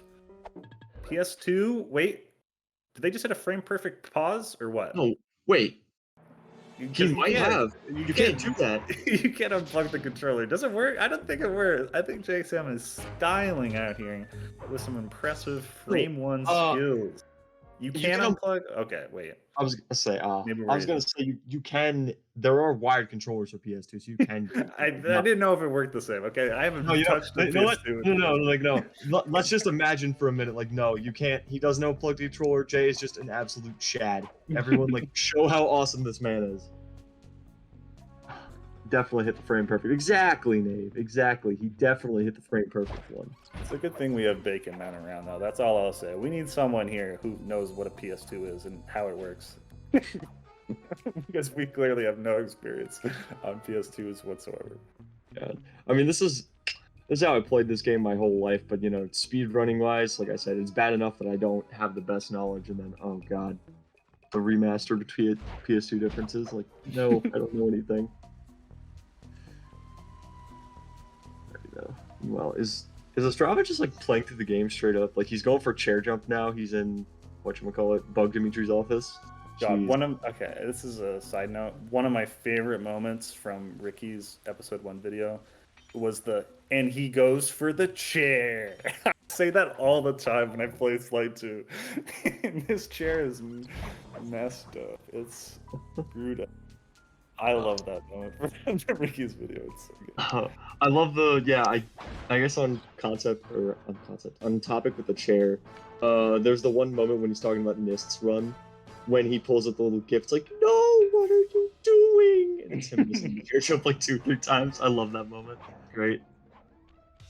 That chair jump though, it's a little something, but yeah, Ostrava actually doing older thing that doesn't. Oh wait, no, what I'm talking about. Yeah, he got past chair jump. He's just not doing spaghetti jump. Spaghetti jump is for the freaks, the people who eat risotto every night, haven't gone a week without ravioli. You know, those kind of people. So just Hexu. Mayo qualifies. That man is clearly the most buff person on the entire planet. He's probably never eaten like an ounce of carbs in his life. That's true. No, it's not entirely true. He has to eat like a little bit, you know, but maybe not a full helping of risotto and whatnot. Gotta have standards, my guy. Jackson getting really rough luck. It seems like he's seen so many guards, and I don't think there's maybe been one loot. Has there even been one? There was one. He got a silver comb a little while back, but most of these guys just don't even have anything, which is really surprising. Got a bunch of broke boys on the premises. Can we get anyone here with some class? Just all filled with street rats and washed up old frogs. Pretty sad times, man. Oh, we get the bottle cutscene for finding your first bottle in the episode. So, getting into combat's not great, but he's getting lucky that none of the guards who show up at least had loot. I think I would consider that lucky, because if they do have loot, then you feel bad, and then you have to run away, but not too far away that they like despawn. He's not killing any guys with loot, you know, so. Yeah. That's the good part. There's like, I swear, this definitely isn't a thing, but I swear it's less likely for guards to spawn, like, before you do the first 2 jobs. Because I don't know, maybe it's just like my mind playing with me because there are no flashlight guards, but I swear that some rooftops just feel barren. Well, how this game works is that before you've done a tutorial, there actually will never be any guards on the rooftops. Really? If you haven't done a tutorial with the character, the world is in a state where small guards only spawn on the ground, and it's only small guards. There's no flashlight guards. But once you've completed, I believe, breaking and entering, and you've learned how to deal with flashlight guards as Sly, then flashlight guards will populate the ground, and small guards will get on roofs. And the same works for the Bentley tutorial and the Murray tutorial, which is water pump destruction and disco demolition, according. So. Let's see, I always wondered about that. Like, I noticed when the first time you took Murray and Bentley out of the safe house that some guys, like, clipped out of existence. But I didn't even realize that, and that's actually amazing game design, you know? Oh my god, another silver column. Another silver column, yeah. Poor Jay, man. He had a rough... Cairo was not being kind to him, and now just this to top it all off. I hope that he finds this thing soon. These rats and frogs don't get it together. I think he's going to draw an emote of them looking really stupid or really silly. So they better provide quickly, if you know what I'm saying. Like, I don't give him ideas now. He will do it. Believe me, he will do it. He's going to draw him beating them up with a bronze comb. Good luck fitting that in an emote. It's one of the rats, and it's like a bonk emote, but instead of the hammer, it's the bronze comb. That's the idea. Frizz is a genius. Frizz is a prophet. Who is this guy? There we go. Oh my god, he snags it. Frizz the Messiah correctly predicts it and releases Jay from the torment. But there you go. Boom. Bada bing, bada boom. Thanks so much to both our competitors for participating. Sorry it was rough out there, Jackson. But again, just like Kelluke, I want to see you on this leaderboard. Sly Cooper category extensions. I want to see JXM on there soon. Thank you so much. And I don't think Ostrava's on there yet either. So make sure if you're doing runs, submit them, get our category extensions bumping. I want everyone in I definitely have got to start doing some of these obscure categories if I have the time because a lot of these just look really fun. there. I think bronze. I will admit, I think it's kind of hard for Slide 2. To come up with category extensions. There's a couple banger ones in here, and I think Bronze Comb is one of the best. So it's short, it's easy. If you haven't played the game before, you can get experience learning Cairo, which is a lot of fun. And that's right. We have one match left from Hula. If he's lying, I'll look like an idiot, but I'm trusting him that we have one more race to go. And there's a lot more like weird categories in here than I thought. Like New Game Plus is one I always wanted to try. That seems like a really cool one. I don't want to say I completely forgot Neela Percent was in here, but Neela Percent's such a weird category. Some of these though are like kind of sick. Okay. New Game Plus. So I have a rather sad announcement. Bytes will not be able to make the event, but as you can see per this event, I am obviously prepared. So we're heading into the solo frame right now. The solo. We have a layout made by Frizz Robin, aka Frizz TheARE. Creds to him. Thank so you, we're just getting ready. So give us a minute. Okay, sounds good. We've got Crystls here, scaring off Bytes, I'm sure. Gappa. Bullying. I will say out loud that I think people can hear your Discord notifications, Augie. I don't know if there's anything you can do or want to do about it, but I hear them. It's all good. Being a producer is busy work. There's a lot of people trying to get in touch. There's a lot of moving parts. He's trying to get the artists working in. He's got the runners coming in. He's got us idiots here stalling for time as Riley sets up. It's been fun though, Jake. There are a few people in this community who I'd rather stall for time with. So thank you for doing what you do. Yeah, it's been a good time. Bronze Comb, brings the hype. I think Loot brings the hype in general. It's a really good category for a kind of silly one-day event like this, right? Like, you can't have 10 people running any percent. I mean, you could, but that's a huge commitment. That's a lot of time. That's a lot of stuff. But I don't want to, jinx who we have performing and coming in here. But this person has a bit of a reputation in this category, Shadows. Do you know why that is? Because I see that he is the current world record holder of this category. Holds the Cairo Community Gold, which you can see at slygolds.com/sly2 something. Just go to slygolds.com and you can watch his incredible Cairo, and on speedrun.com/slyce you can find his Bronze Comb world record run, which is around 7 minutes and 2 seconds, which I haven't done the math on that to see how optimal it is, but it's really damn good, I'm sure. The Cairo might have like a tiny bit to save, but really, this category is getting pretty optimized. Which is good to hear regardless of the category. And also, Misu, to answer your question I saw in chat, second place is Kula, and then Kula, my Finnish accent's failing me there, but Kila, yeah, thank you. See? Help me out. And then third place is Chimpy, followed by Knave, Knuutti, Sly Sonic, the man here, Phobos, Bacon, Misu, Ava, Swappy, Mavi, and Powerman. Rest in peace. And I know Augie has done some runs recently. He's not on this leaderboard either, and he is not off the hook. I want to see him on here in a week too. I'm sure it's submitted, and we're just waiting. I just want to see him. That's all I'm saying. He better be on this damn board soon. Sheesh. All right, you heard the man. Don't wait up. Oh no. Oh, he failed. Oh, he's going crazy. He is racing himself. There's no pressure. He's quitting the game. Oh my god, couldn't you just load and go again? Riley, maybe a bit of any percent muscle memory.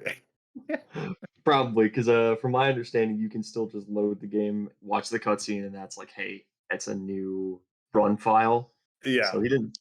Yeah, probably just muscle memory. He didn't need to do that. But I could explain that for any percent, the reason you have to quit the game is because if you want to play with non-inverted camera controls, the only way to set that before the run starts is from this menu right here, which if you're doing any percent, is important that you have your camera controls the way you want them.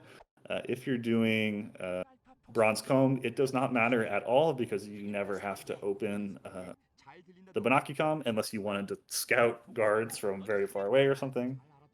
But Crystls typing in chat that he's going hard. And he does have all the time in the world. He's got the 25 minutes granted to him. He's going to try to get a good run, I guess. I mean, I would hope so. If you listen, you reset after like 2 fails in Cairo, you know this man is going for it all. He's absolutely just going for it.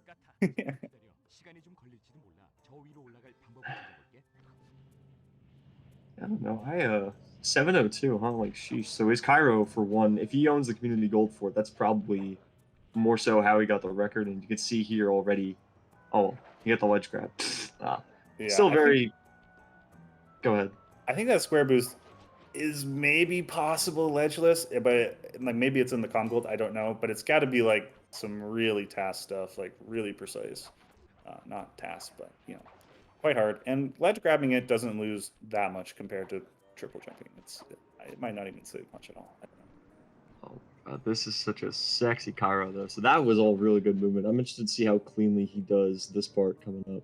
Yeah, he's absolutely schmoving. He's tearing it up, and he's coming up to the gaps, which happens to everyone. Everyone can fall. He's pressing square to be even more optimal, falling down faster, and he's up to the second gap. The camera looks good. Oh my God. Just a tiny bit too early on the square boost.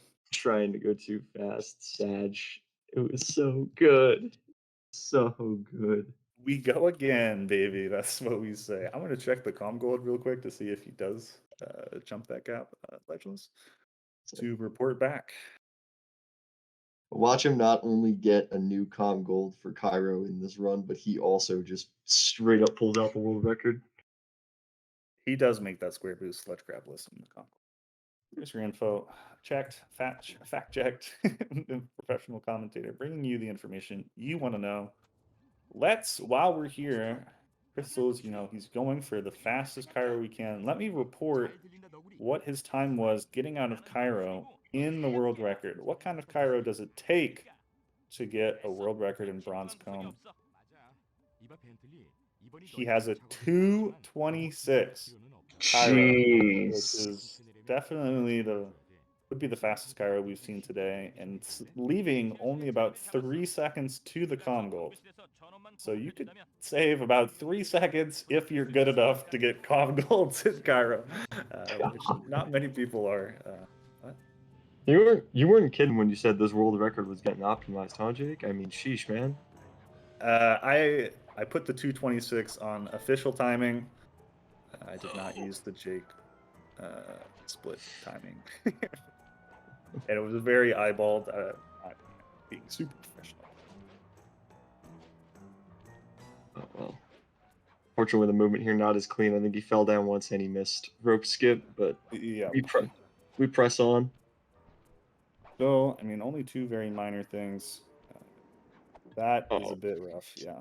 That's going to initiate the reset here as he's going back to do it again from the top. Take it from the top. So remind me again, how many people do we have in this tournament? Because I thought it was only the 8, but I guess now we have a bigger pool. What is this? Our 4th race? I think that's right. This is the 4th one. This is the 5th, I think. Okay, so then we had 9 people because Bucks dropped out. I think it was supposed to be 10. Okay. So I'm interested to see then how Riley fits into this tournament bracket. Like, are we gonna give the best time like a technical bye, or I don't know exactly how this is working. Okay, well, we're gonna really embarrass ourselves as commentators. I don't know if there's any more races after this. Is this the last race? Are there more races? I think it's just the best time. Yeah, I think what Kelluke said is right. So he needs to use this time to get one hot Cairo, and he has to get lucky. Someone reminded me in chat what the Knuutti time was. I didn't write it down because I'm not prepared or professional. Maybe it's in this Discord somewhere. But Knuutti, we got like a 7:13 or something, right? That was a hot time. Oh my god, I guessed it right. Or maybe he's not confident what the time was. Jeez. Well, that's serious. Forgive me then for not knowing this. This wasn't a bracket. My brain was still on the optimal loot side of things. So my apologies, folks. Maybe one day we'll have a bronze comb bracket, but not today. Not today. How bad is Sly 2 optimal loot a potential category, or is it just torture? 8 episodes? Is it even possible? Nave has told me that it is absolute torture. Yeah, I trust that. Yeah, there you go. Just confirmed in chat. I think I remember Bieber doing it once for fun and posting his splits and lats or something after it. I'm sure he would agree that it was torture as well. See, Nave, I'm telling you though, where is the Sly 4 optimal loot? Like the Sly 4 gamers need to rise up. There's not enough love. That would actually be like potentially the chillest one. There's no cheat codes to warp to the next episode quickly. Maybe it'd be interesting. Wonder if there's Murray strats in that game. Who's the best? I honestly would argue that maybe Bentley's the best for that game, because if you buy power-ups and you get his meter recharger, you can just adrenaline burst everywhere. Yeah. Maybe a future event you'll see on this channel. Who knows? Who knows? But Riley looks like he's kind of pacing. Oh my god, he went for the No, big sad. He's still off the Carmelita ledge. No. At what could have been a pretty good time. It probably only would have been like a 2:36 or a 2:40. But he's got the time. He's going to go back to the top. He's running it back. We're just not going to stop, ladies and gentlemen. I mean, hey, if this is really the last race, you know, you got to give people something to remember, you know? Got to end with a bang. We have the top professional producers keeping a track on his time, making sure that he does not overstay his welcome, that he's within the set time limit of the tournament, of the event, and he's ready to go again.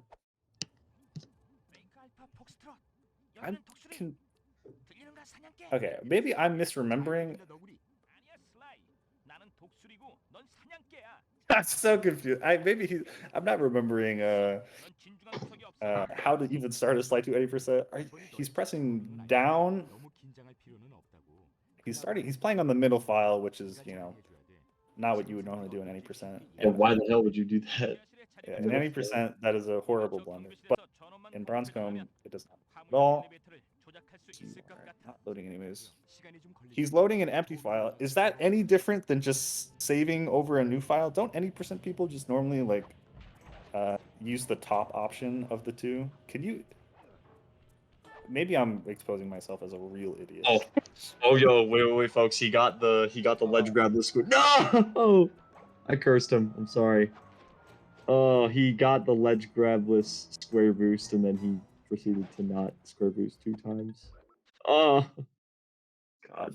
I think I figured it out in my head, though. I think I figured it out. Is that the top button is like new game or continue, and the bottom one is load. For some reason, they have both on the menu. Is that true? Chat, help me out. Please save me from being a complete fool. I'm sorry, I haven't slept in like 20 hours. That's okay, Riley. You're still doing good. Oh. I did hear some insider information that potentially Riley, you know, I don't know if I heard he spent a large amount of time, that's all I'll say, on the application called TikTok. He says his feed is very funny, and I'm wondering if that is what led to his late night of no sleep.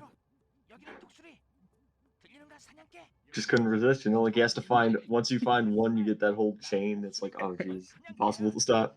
Yeah, I have not yet delved into the world of TikTok. I'm gonna do my best to stay clear, but I hear rave reviews from people. Me too. I've heard from friends that like there are some people who make actually good jokes, but I don't know. Personally, I'm not a big fan of dancing to random songs for no reason, so you know. I don't know though. Some people have different interests and whatnot, so.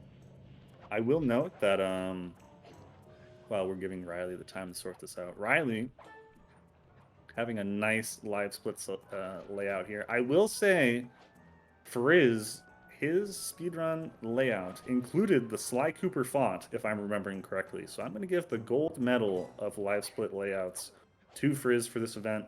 He did a great job. But Riley having the nice transparent one, also looking pretty fresh. Check in later for the official full rankings as I go back and review every runner's live split. I'm kidding. I love how I think we've just sparked an entire TikTok controversy in the chat now. I was really considering if I should even mention, but it was just a random comment Riley made to me in my stream before this. I was like, oh yeah, maybe I shouldn't say this. Oh, Riley. That was both gaps. Did he just square boost over that gap? Yeah. Oh, bro. Bruh. He's going hard. He's bringing out the advanced. Will he go for the double square boost again? This is precise. This is terrifying. Or will he settle for the barely even slower square boost into glitch All or nothing, you know? He's got to do it. Okay. He did go for the glitch item, which I think is the smart play for this event. Surely he's had a few attempts now, so he's kind of got to be getting close. And this is a hot pace run, so minor time loss. And he's swagging out with these momentum fuel square boosts. I like what he's doing here a lot. Man is just an absolute god gamer. Let's hit this square boost, and he is out of Cairo. Oh, that was a what would you officially call that? Like 227? I wasn't paying attention to the timer, but 227 seems about right. Yeah. Right. Oh, yeah, because like you split when the thing fades out, right? It's not when he hits the load trigger. No. The official SlyGolds method is you split as soon as the loading trigger is hit. The Jake method is you split when it turns black, which is afterwards. Technically speaking, folks, he is on pace. Yeah, 226 is what I'm seeing in chat. A late 226. So, I mean, I assume the world record has probably just first guard, right? I don't know how much time there is to save on that split. If he really uses this Sly 3 MTC skills and knowledge, maybe he can save a little bit more time on the pickpocketing if he's lucky enough to have that first guard, have the bronze comb. But that would be crazy. It's a big if. But you never know. We'll see. He's already come this far. He's definitely, I think he'll definitely go for that. Question is he going to get it? Because I think world record has to have guard 1 bronze comb. Yeah, I mean, I can double check now. I also see Riley typing in chat. I have not got a manual save because I'm too tired to remember what to do. As a Sly 2 runner who has now taken a month or two off and had to do it for the first time in like a month, and today I find that funny and agreeable and relatable. Making the tactical choice to just take the half-second loss for a much easier menu experience. But Riley, you're on world record pace. No, you have to do it. No, Riley's gonna be fine. I'm sure he'll be fine.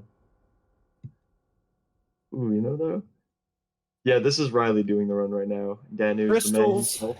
If we were good commentators, you know, we'd probably be saying Crystls, but the majority of the community, I feel like, kind of calls him Riley for the most part. So Crystls, aka Riley, is our one and only runner. Unfortunately, Bites had to drop out at the last minute due to unforeseen circumstances. So we do not have 2 races going on at once. We just have the Riley show right now. The Riley show. Yeah, apologies. I guess when I saw that everyone else in the community was just cool with calling him Riley and he was cool with it, I was like, oh, okay. I guess just refer to him as Riley. So yeah, cool. I mean, I think it's... Yeah. Crystls, who is that? What?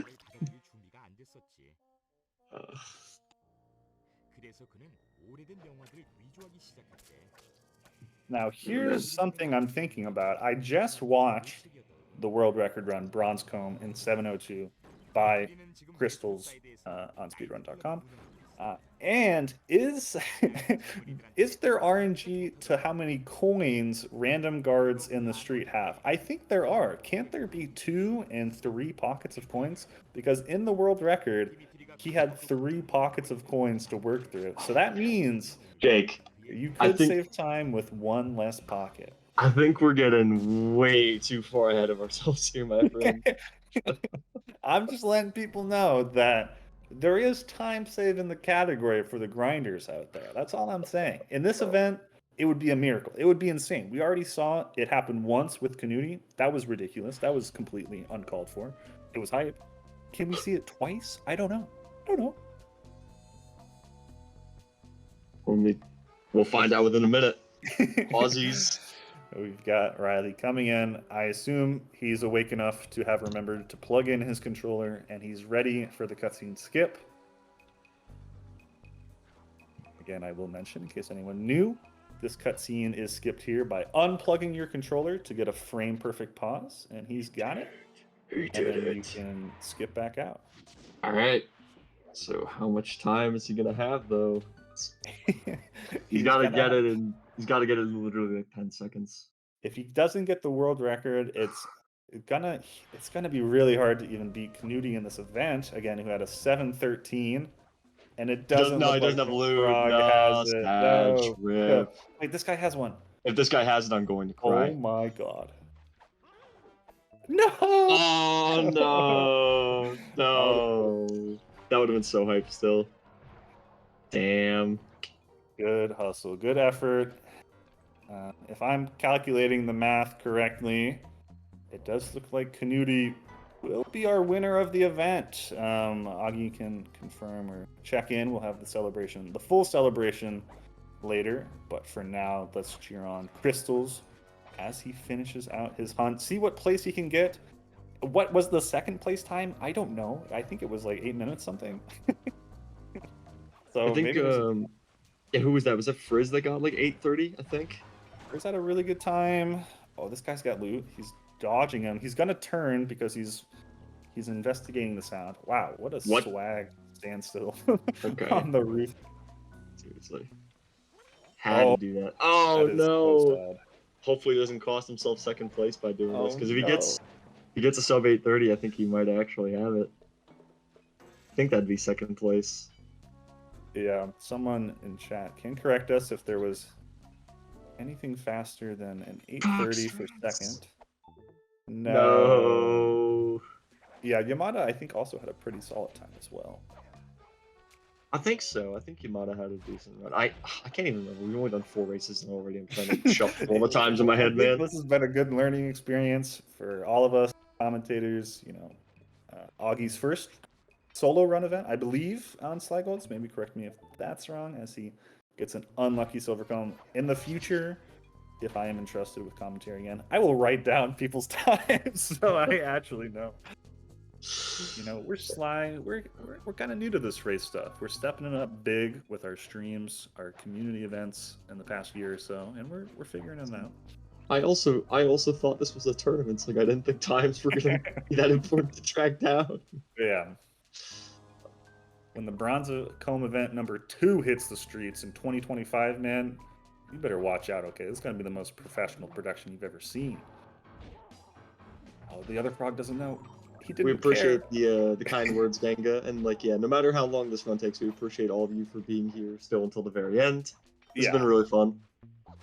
Fun is, you know, the #1 goal, I'll say, and I've had a great time. It looks like chat's been having a good time. Hopefully you've been having a good time as well, Shadows. Yeah, no, dude, are you kidding me? Anytime I get to commentate one of these events, it's always a blast. It doesn't matter what we're doing.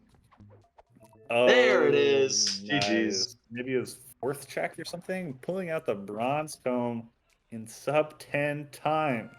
GG's, Riley. And GG's to all the runners who participated. That's going to do it for all the Bronze Comb action we have today. Again, making Knuutti with the first guard check. I want to say it was a frog. The first frog available locating a Bronze Comb quickly after a really solid Cairo. Thanks to all the runners for participating. Again, this is a fun category. If you haven't played it, you should consider playing it and submitting it to speedrun.com. It'd be sick to have like 30 or 40 people on this leaderboard. Oh my god. Awesome proxy. There you go. First try. Andy gets on the roof. That is a solid roof. What? Yeah. I literally didn't even, I've never seen him get up there before. Some more fun fact is the inside of the water tower room that Bentley gets in the operation is like floating above the world here. I think if you like, I don't think you can see it, but if you get a super high proxy, like you can fly up to it. There's a lot of stuff like that in Sly where they store other locations like above above the hub worlds. That's cool.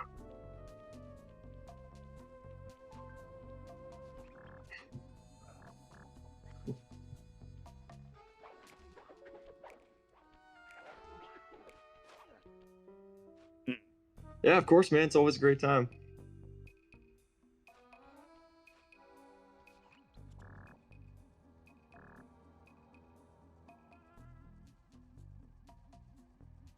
I didn't actually unmute my mic there. That's fantastic. Okay, great. So yeah, I said basically that's a good event and so on. Thank you for the commentators and so on. Thank you very much. Appreciate you guys. Now I'm actually gonna do the outro when I'm unmuted. Yes. Okay, so now that I'm unmuted and you can actually hear me, I'm gonna do the outro. So yeah. This has been a great event. There's been a big learning curve for me. I am definitely gonna take this to heart and get ready for a better event for you in the future.